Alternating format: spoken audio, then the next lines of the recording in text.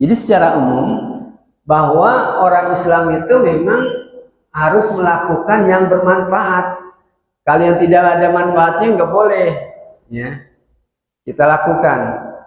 Min husni islami mar'i tarkuhu ma la ya'ni. Ya, Islam, kebaikan Islam seseorang itu tandanya adalah meninggalkan apa yang tidak bermanfaat. Ya. Ngobrol, ngalor ngidul, begadang sampai larut malam, cuma obrolan-obrolan dengan teman. Ya, waktu masih muda kan gitu, kadang-kadang kita cuma begadang bukan untuk ibadah, untuk ngobrol-ngobrol aja, untuk main gaplek, untuk main kerambol yang tidak ada gunanya, ya, itu semuanya. Ini nggak ada manfaatnya, ya. Dia tinggalkan mestinya hal-hal seperti itu. Apa pelajaran hadis yang bisa kita peroleh? Alal insani ayyashtagilla, ya, kepada seseorang dia harus sibuk bima fihi salahuhu ma'asyan wa ma'adan, terhadap apa saja yang akan memberikan kebaikan baginya, kehidupan di dunia dan ma'adan, tempat kembali di akhirat. Ya. Jadi yang ada manfaatnya di dunia itu, ya, pokoknya bermanfaat dah untuk kehidupan kita, untuk mata pencaharian kita. Ya. Kita cari itu untuk kebaikan. Dan jangan kita mubazirkan, kita buang-buang harta kita. Ini termasuk malayakni, nggak ada manfaatnya. Ya. Melakukan yang mubazir. Ya, innal mubazirina kan ikhwana syayatin wa kana syaitanu, ya, kana lil insani, ya, namanya, wa kana syaitanu li rabbih kafura. Dan setan itu kepada Tuhannya itu kafir, enggak beriman. Makanya mubazir itu perbuatan setan. Ya, apa saja yang mubazir? Mubazir itu kan berarti membuang-buang. Ya. Israf misalnya berlebihan. Ya. Kulu washrobu wala tusrifu. Makan dan minum jangan berlebihan. Makan minum berlebihan, ya udah kenyang, makan lagi, nambah lagi, berlebihan namanya. Ya. Makan dan minum, ya. Wala tusrifu, ya jangan berlebihan. Itu berlebihan. Apalagi yang berupa bukan makanan atau makanan-makanan yang makruh. Ya, yang makruh itu kan memang tidak dosa sih, tapi ditinggalkan lebih bagus, ya. Bahkan di dalam apa namanya tuh, di dalam kaitannya dengan masalah sholat di dalam fikih, ya. Itu dikemukakan salah satu penghalang dan boleh dia tidak sholat berjamaah, jangan datang ke masjid karena makan bawang putih. Di sana tuh di hadisnya bawang putih. Atau kalau kita makan jengkol yang bau, ya, kalau makan jengkol boleh sih, tapi bersihkan yang bersih, sebaiknya ditinggalkan, jangan dimakan. Ya, yakni yang bersih gigi kita, setelah itu kumur dengan kopi supaya nggak bau kiri kanan. Barangkali dengan kopi kali hilang. Dulu saya suka jengkol, sekarang enggak dah. Ya, orang di rumah pada makan jengkol, saya nggak mau. Ya, bau. Ya. Kita makan mulut kita bau, kita buang air kencing kita bau, kita BAB kita bau. Ya. Kemudian, ya, kalau kita tidak gosok bersih pada saat sholat itu mengganggu kekhusyuan orang lain. Sehingga dari situlah termasuk tidak termasuk uzur syar'i, dia tidak datang berjamaah karena mengganggu kekhusyuan orang lain. Itu kan kalau kita sholat di samping habis makan jengkol, apalagi subuh kagak gosok gigi lagi, ya Allah, itu ganggu banget. Ya. Kita lagi khusyuk-khusyuk, aduh bau jengkol, siapa sih ini bau jengkol? Jadi hati kita ngomong aja, ya bau jengkol gitu kan. Ya. Jadi mengganggu orang lain, ya, yang makruh. Ya. Kemudian katanya kalau tidak mau bau jengkol, makan pete, jadi bau pete gantian, ya jadi juga, ya bau-bau juga. Ya. Atau merokok makruh juga. Ya. Walaupun ada yang mengharamkan, ulama merokok itu makruh. Ya. Artinya tidak ada manfaatnya, memang tidak ada maknanya tadi. Ya. Apa maknanya? Cuma dapatnya batuk-batuk doang yang merokok. Ya. Dan orang yang merokok itu adalah mulutnya kalau udah kecanduan rokok, mulutnya tuh bau kapan aja di ngomong itu ada ya bas baunya itu ya. Kemudian dari segi ekonomi itu mengurangi ekonomi keluarga karena kita jajan rokok kita sehari pakai 2-3 bungkus, nggak ada manfaatnya dah. Dari segi kesehatan itu kagak sehat. Dari segi mengganggu kesehatan orang itu kan ada perokok pasif, perokok yang tidak merokok tapi menghirup ya asapnya itu berbahaya ya. Ibu-ibu yang hamil itu bisa jadi keguguran dengan sebab itu asap rokok ya. Nah ini lah kalau dilihat dari segi ekonomi tidak ada keuntungannya, dari segi kesehatan tidak ada kesehatan di situ ya, dan memboroskan ya. Itu kalau kita kumpulkan sehari 3 bungkus, kita hitung tuh berapa tahun itu duitnya jadi berapa banyak itu kalau dikumpulkan ya. Duit dari apa namanya kalau kita ganti dengan lain tidak merokok. Jadi ini sebagai perokok, ini perokok yang aktif dan juga yang bukan perokok sama-sama mengakui bahwa rokok itu adalah tidak baik. Makanya mengapa anak-anak sekolah dilarang? Karena tidak baik. Ya perbuatan tidak baik. Ya, makanya anak-anak itu di sekolah dilarang merokok. Kalau di sekolah ya, kalau di jalanan sih kita nggak tahu dah perbuatan dia. Nah ini ya. Karena tidak ada keuntungan sedikit pun dari berbagai sisi kalau ditinjau. Di samping bahwasanya itu mubazir. Ya. Jadi ada pembicaraan satu kitab kaitannya dengan apa Tanawulut Tumbako ya, judulnya. Tanawulut Tumbako dari rangkaian dia semacam kumpulan dari tulisan-tulisan ulama. Ya. Itu salah satu subjudulnya adalah Tanawulut Tumbako, artinya mengkonsumsi tembakau, merokok artinya. Ya. Di situ memang berbagai pendapat dikemukakan. Ada yang mengatakan bahwasanya tidak haram merokok, ada yang mengatakan haram, ada yang mengatakan makruh. Tetapi pada bagian kitab tersebut diakhiri dengan kalau memang kita mau hati-hati sih lebih baik tinggalkan rokok katanya ya, supaya kita tidak terjatuh kepada hal-hal yang makruh dan lain sebagainya apalagi haram ya. Nah, kalau mau meninggalkan di bulan Ramadan tuh begitu Ramadan berhenti dah, bisa berhenti di bulan Ramadan ya. Siang kan kagak ngerokok ya, malam kita udah terawih, habis terawih pulang udah tidur ya, jadi tidak ada kesempatan tuh ya untuk kita menghisap rokok. Itu melihat gambaran seperti itu. Memang orang-orang yang perokok itu kadang-kadang di apa namanya sedikit aja itu mereka tersinggung kalau kita sebut rokoknya. Itu biasa tuh ya, ustadz-ustadz yang merokok, wah punya dalil dia, nggak apa-apa rokok. Saya kan kalau kagak ngerokok jadi pusing, kagak bisa baca kitab, dalilnya begitu dia ya, sehingga dia harus merokok katanya sambil baca kitab sambil merokok.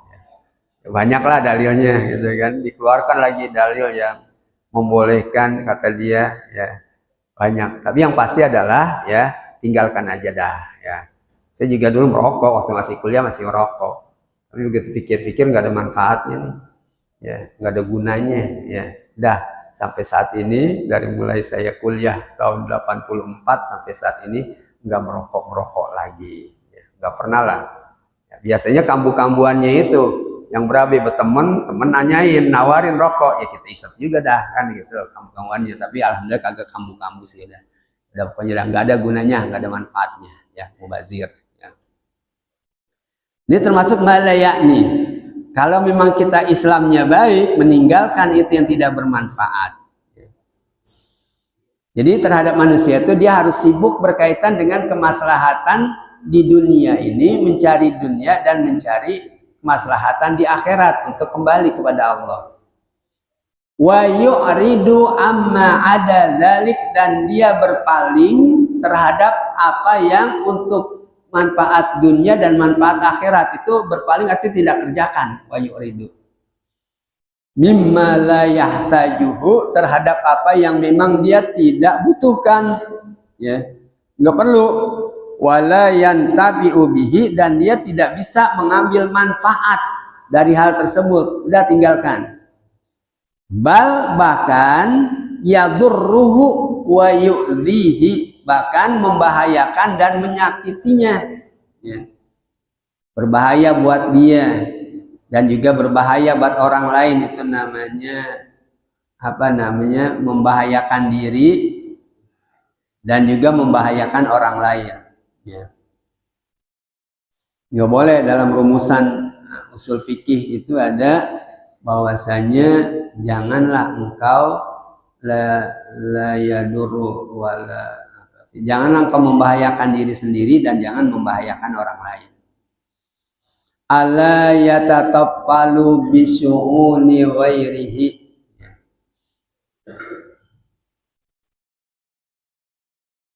ketahuilah jangan sampai bahwasanya dia itu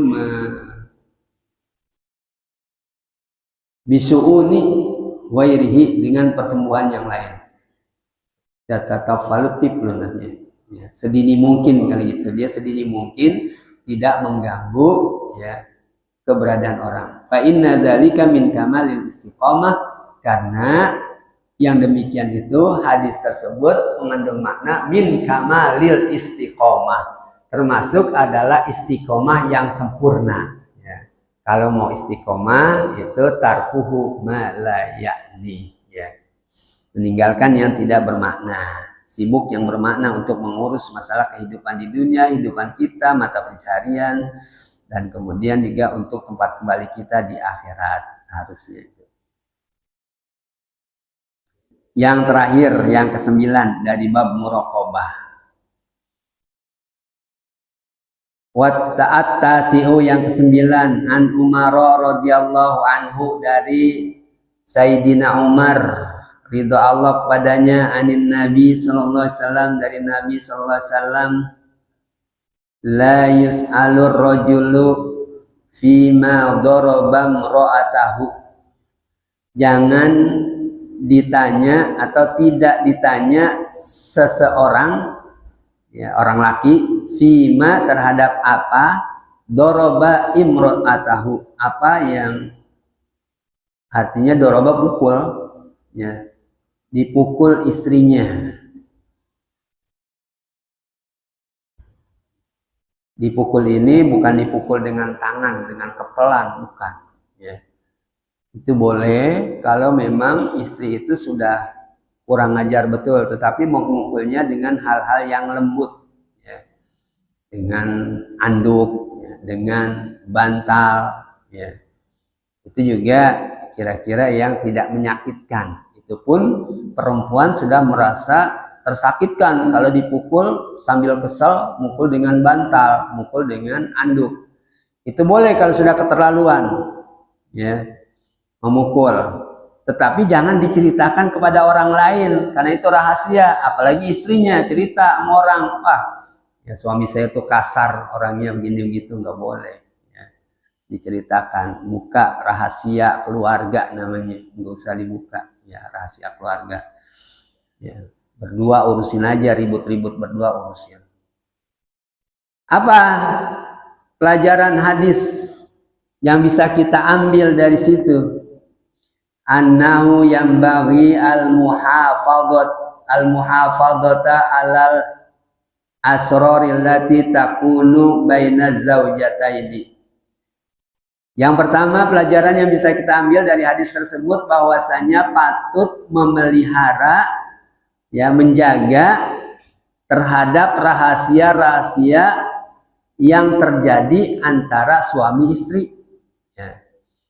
Jadi saling menutupi, saling menjaga, jangan diumbar keluar, ngomongin bininya begitu, ngomongin lakinya begini begitu, nggak boleh, ya. Jadi jangan diumbar. Kalau ada masalah urusin aja berdua situ, ya. Jadi jangan diajak orang lain, kecuali orang lain yang bisa menyelesaikan masalah, ya. Bicara dengan misalnya minta nasihat dari Pak Kiai, ini keluarga saya begini begitu, ya.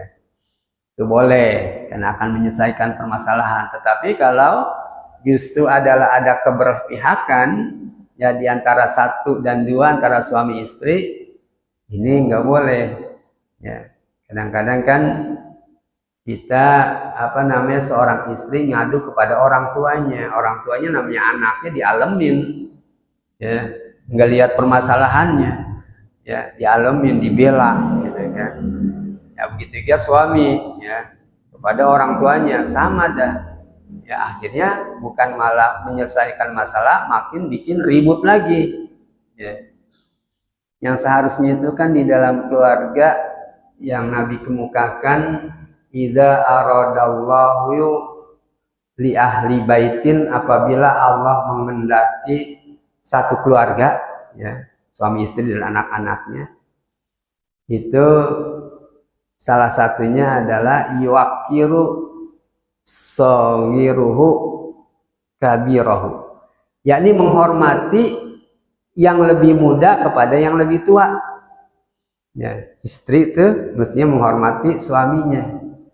Ya, istri kalau diajak baca kitab Uqudul Lujain mestinya berubah. Ya, Uqudul Lujain itu, ya, kitab tasawuf juga.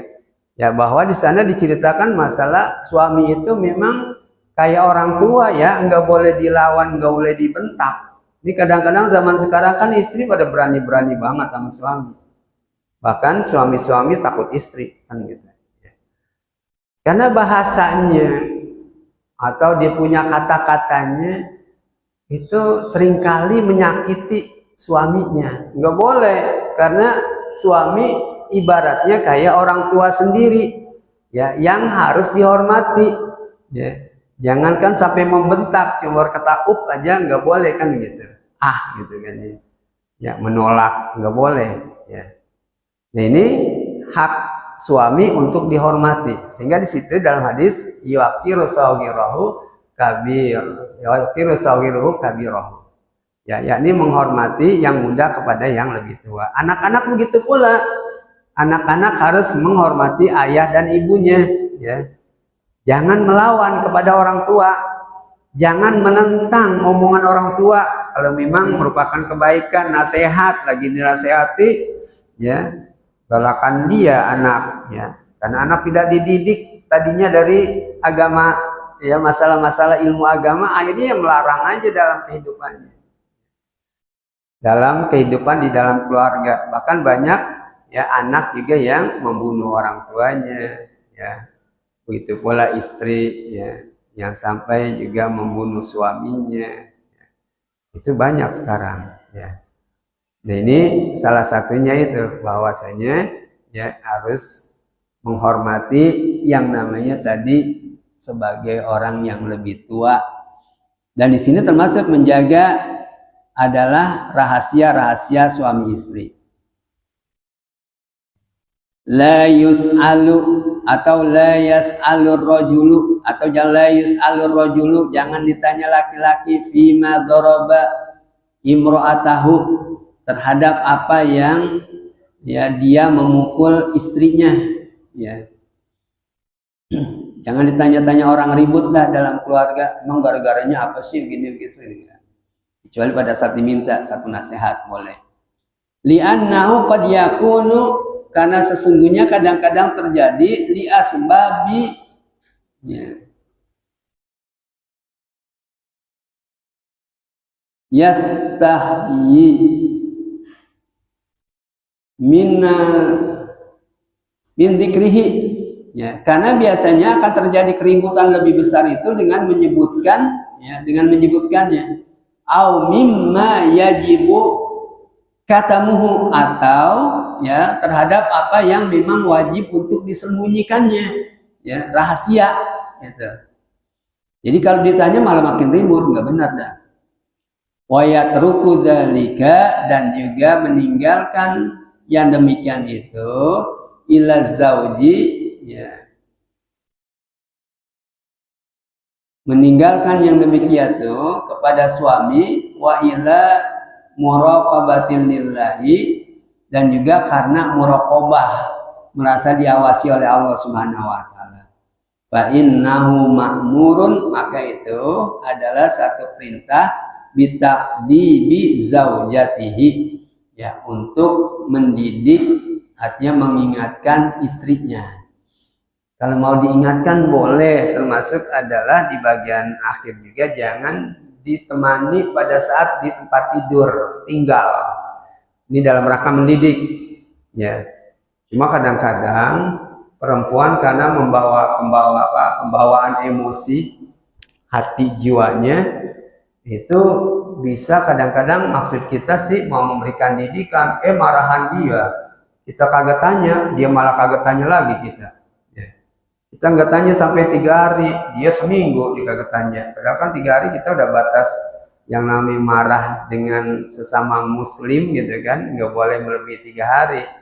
Ya dia begitu kita tegur masih marah aja, nggak mau ngomong. Ini nggak boleh yang ini. Ya makanya dari itu bahwasanya ibu-ibu ya bapak-bapak di samping bapak-bapaknya ngaji taklim menuntut ilmu, ibu-ibunya juga harus taklim menuntut ilmu juga supaya seimbang kehidupan rumah tangga ya. Karena tidak ada kehidupan rumah tangga yang mulus, kagak ada ribut-ribut, nggak ada ya. Semuanya akan mengalami itu yang namanya ujian di dalam rumah tangga ya. Kalau dia sabar bisa menyelesaikannya, itu pahalanya besar dia dapat.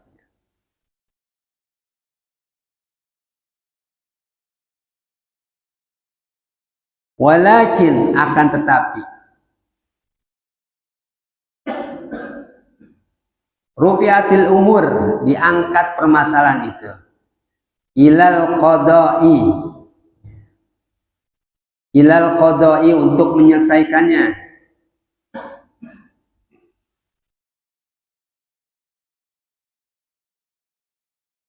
Wahtajal amru, dan urusan itu membutuhkan ila su'ali wal jawab, untuk tanya dan jawab musyawarah. Sahadalika, betul yang demikian itu. Liqamatil haqqi wa islahi dzatil bain, ya, untuk ya dalam arti menegakkan kebenaran dan memperbaiki permasalahan di antara kedua suami istri. Ya, kalau dalam arti ada orang yang bisa kita butuhkan bantuannya untuk menyelesaikan permasalahan kita, boleh. Ada beberapa teman dan saudara, teman itu datang ke rumah saya itu untuk menyelesaikan rumah tangganya. Ya, saya katakan ajak suaminya, bawa dua-duanya, supaya saya dengar apa sih permasalahannya. Ya. Dan dia itu bertindak, yakni suaminya bertindak kasar kepada istrinya, dan istrinya ungkapkan di situ. Saya tanya suaminya, benar itu? Ya benar, kalau lagi emosi begini itu nggak boleh. Jadi kita bisa memutuskan. Kalau cuma kita dengar cuma satu orang aja dari istri saja, ini bisa-bisa dia ngomong seenaknya, nanti suaminya kagak ada. Ya harus dibentrok didatangkan dua-duanya. Ada yang sampai orang itu sudah tua ya sampai bahwasanya datang juga mengadu istrinya itu, sampai kemudian saya suruh bawa saksinya siapa dan orang tuanya bawa sini. Itu permasalahannya adalah dia sudah talak 3 mengucapkan kepada istrinya, tetapi begitu dia ada keinginan lagi, kemudian didekati lagi istrinya, yang gak boleh, udah talak 3 ya. Mestinya istrinya kawin dulu sama orang lain, baru kalau orang lain itu ceraikan, dia boleh kawin lagi kepada istrinya. Kan agak berat ini talak 3 memang ya. Nah itu memang betul, sudah dia utarakan berkali-kali bahkan talak 3, dan sebagai saksinya adalah anaknya. Betul memang bapak mengucapkan seperti itu, saya dengar kata anaknya.